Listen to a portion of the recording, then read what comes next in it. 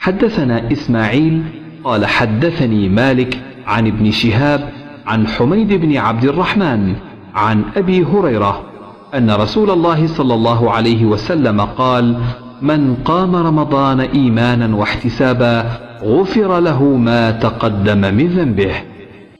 बाब रमज़ान की रातों का क़ियाम ईमान से है। तर्जुमा,